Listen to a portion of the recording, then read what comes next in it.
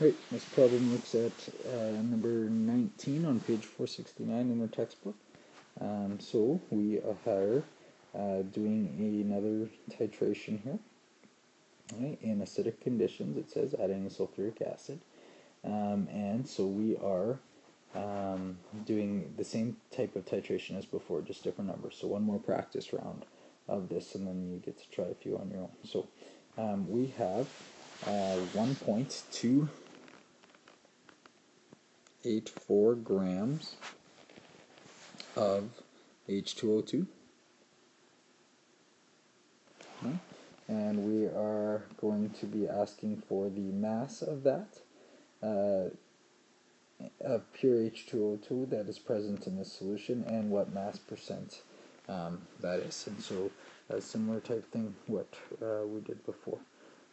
So we are titrating it with KMnO4 with a concentration of 0.02045 moles per liter of KMnO4. Okay. And our amount of titration or titrant added here is 38.95 milliliters of KMnO4, or more specifically the MnO4 minus ion. Okay, so that's the information we get from the textbook. We're going to do the same method. First we start with our balanced equation, which is already given to us in the textbook, but again, you'd be able to do this on your own if you needed to by now. Okay, so the important part here is what that ratio is between the MnO4 and the H2O2. Okay, so we've got 5 oxygens plus 2 Mn, 2 pluses, and some waters, 8 of them. Okay, so that's the balanced equation. We're going to go ahead and see our steps here. So remember the steps from last time. First we want to determine from this information here the number of moles used.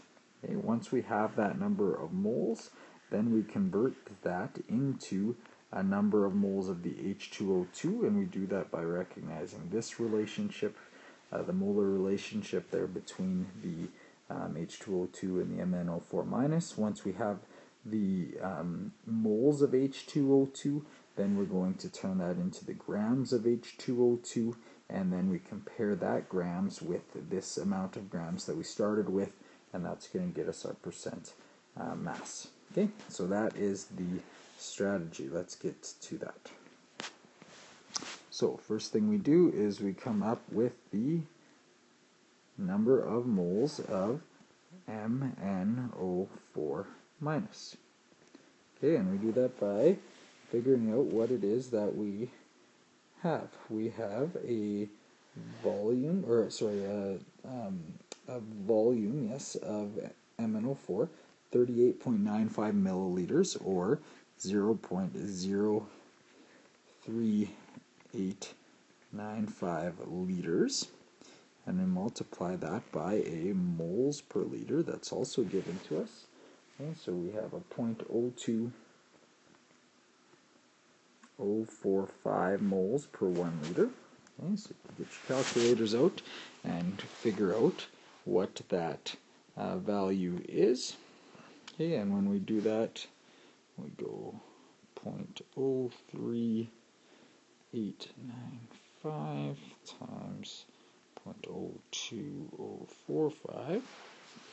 We should get 0.0007965 moles, or we could write that in scientific notation if we'd rather, 7.965 times 10 to the minus 4 moles. Okay, so that's the moles of MnO4. We're going to use that number to get us the number of moles, okay, So the number of moles of H2O2.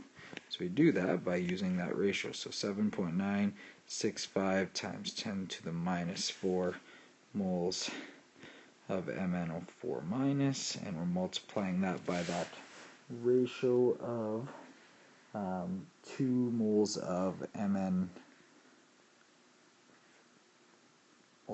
minus for every 5 moles of H2O2. Okay, and so when you plug that into your calculator, you end up with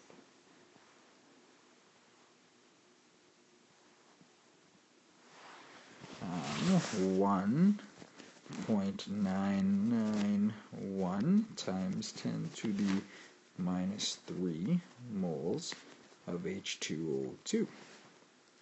Okay. From there, we want to get ourselves a mass, so number of grams of H2O2. Okay, so again, we start with what we know, 1.991 moles of H2O2 multiplied by that molar ratio. Right? Get rid of the moles there and the grams there, and we have done this one already, right? 34.02 grams per 1 mole of H2O2. So 34.02, that works out to 0.06774 grams of H2O2. We now want to get that as a percent by mass. Okay, and so we do that value, 0.06774 grams, divided by the amounts that we had put in. Okay, and that amount was 1.423. Oh, sorry, I'm looking at the wrong numbers here. That amount was, given in the question, 1.284 grams. Okay, multiply that by 100%, and we end up with